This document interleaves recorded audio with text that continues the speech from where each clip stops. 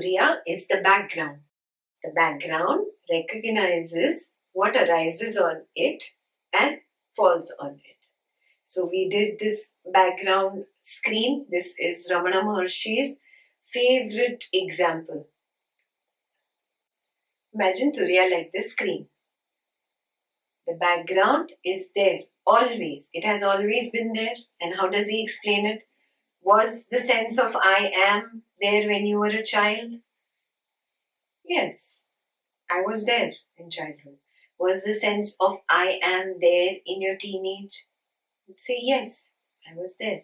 So now when you're an adult, is the sense of I am there? When you become a senior, is the sense of I am there? Yes, it's there. So it's the background screen.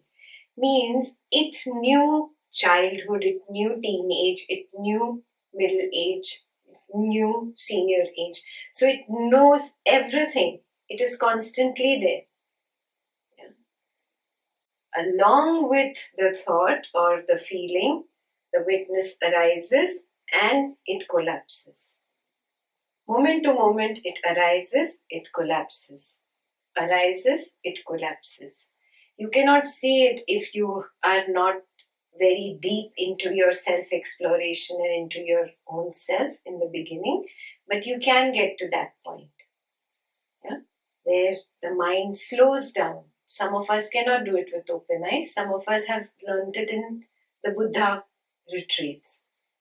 So when we do a 10-day retreat, the mind slows down to such a level because of no contact with the world that you can actually see thoughts arising slowly and falling.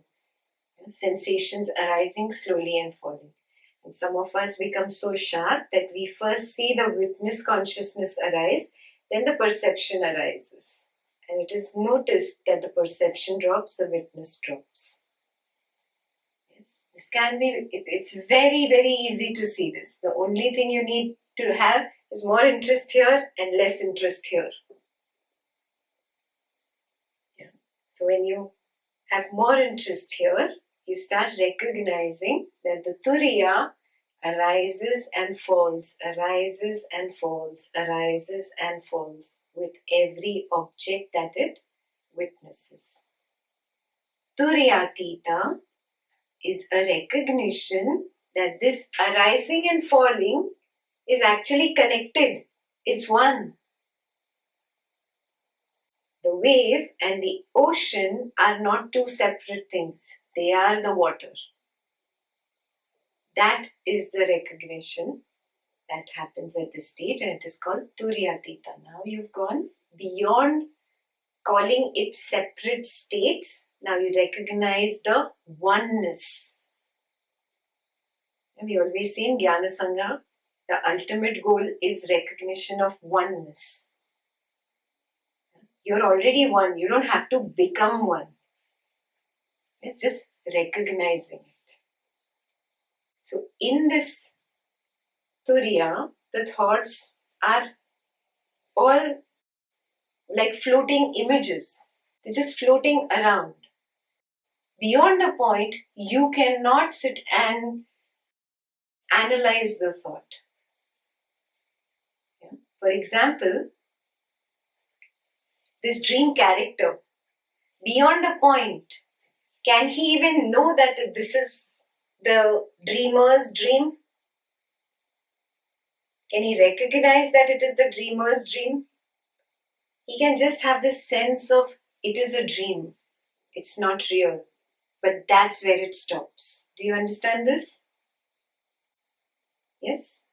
So you will only come to a point where you'll recognize the distance, which I tell you, like I am not speaking to you.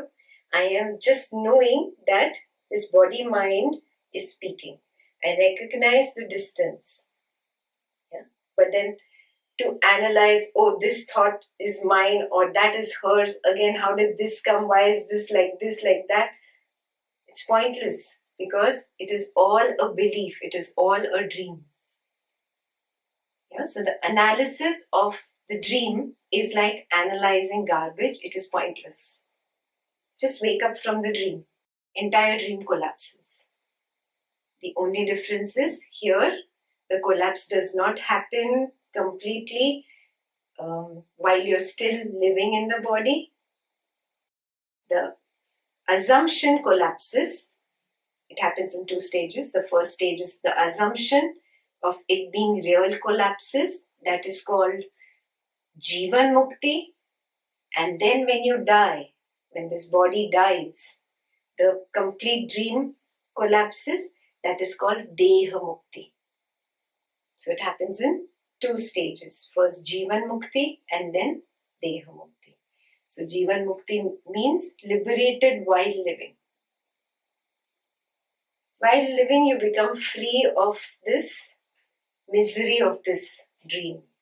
First you thought really the tiger is running behind me and I'm going to die. Now you realize, oh, it's a dream. So even if there are tigers prowling around, it doesn't matter to you. It's a dream.